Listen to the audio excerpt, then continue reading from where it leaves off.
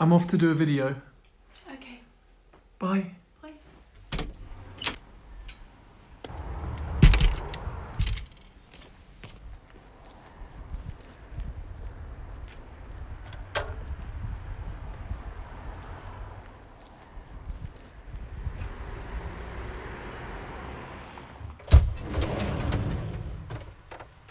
Today I'm going to be showing you the water system in our self-converted sprinter van. Welcome to Lindy Vanna. I'm Gabby, this is Sam, and together with our sprinter van, we invite you along on our van life adventures. If this is your first time here, thanks for joining us, and don't forget to subscribe and turn on notifications so you never miss a video.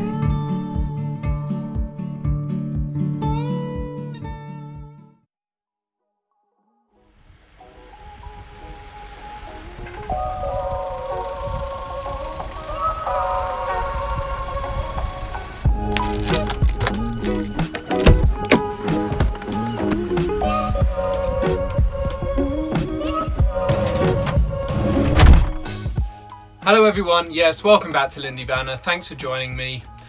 Today I'm on my own, Gabs isn't in the video, she's doing a bit of studying, but it's soon to be over. So in today's video I just wanted to talk to you about our water system in our camper van. In our old van we had a 75 litre water tank, I think it was, one of the blue Fiamma ones. It was fixed inside the kitchen unit. And we thought that was good for the time and it worked well. But every time we wanted to fill up water, we had to take a hose from the filling point all the way to the filling point on the van, which was a bit of a pain. Now we've got these 4 25 litre water tanks, we can just take them out of the van, walk them to the tap, and it's much more discreet and much easier to fill them up. Initially our water system was quite inspired by the Indie Project's water system, with these water tanks at the back. As I say, having the 4 individual tanks is very, very convenient. Initially, when we moved into the camper van, we only had one very small tap, often used for like filtered drinking water, and we only had one tank that was plumbed in. Although we haven't increased the capacity, we have increased the amount of tanks that we've got plumbed in. Initially, we only had the 125 litre tank plumbed straight into the pump and then into the tap. And I'll take you to the garage now so that you can see the water system, see the tanks, and see how I've plumbed it in.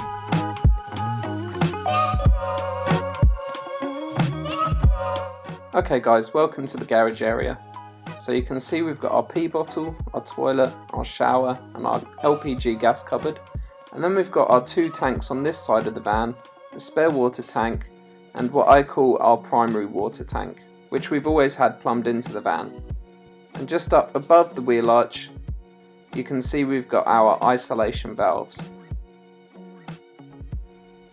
I can open the valve here to allow water to come through from the tanks on the left, and then close the valve on the right, which stops water coming from the tank at the back. Vice versa, I can switch off the valve for the tanks on the left when they're empty, and then open the valve on the right to allow 25 more litres of water to come from the tank at the rear. When that tank at the rear is empty, I can replace it with that one that's on the wheel arch, and then we know we need to start looking for somewhere new to fill up water. You can see I've just teed off there, and there's a feed going down into each bottle.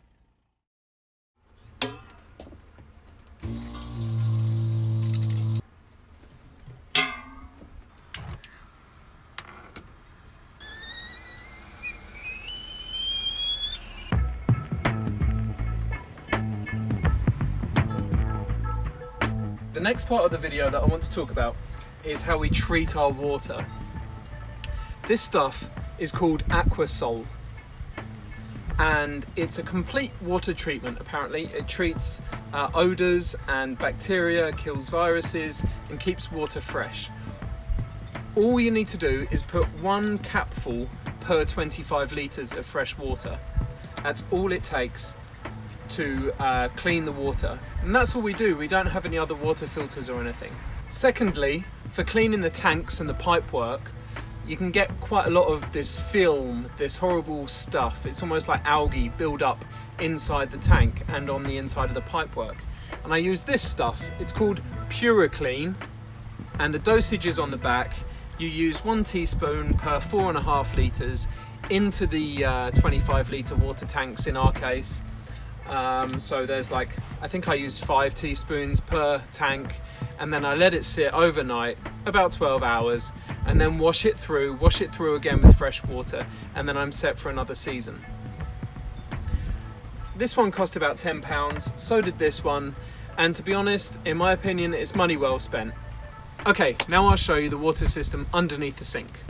So you can see the pipe comes from the garage behind the kitchen unit, comes into the pump just here, goes into the pump and then out the pump and into the cold inlet on the tap.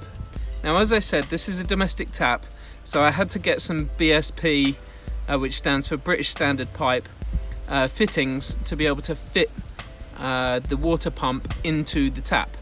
And it was a bit fiddly, and initially I had a kink in the braided hose which was stopping the flow. Then I had a leak from the pump, but now I've sorted it all out and it's all good.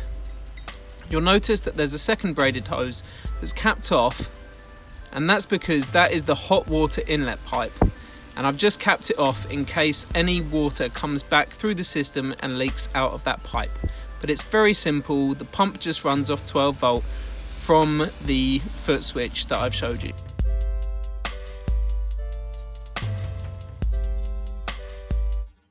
Thanks a bunch for watching the video, guys. I'm going to sign out now. But if you found this video useful, please don't forget to like the video and subscribe, turn on notifications for future videos. And if you'd like to get either Aquasol or PuraClean, then there are links in the description down below, and it really helps me out if you buy through those links. Thanks a bunch for watching. We'll see you next time. Over and out.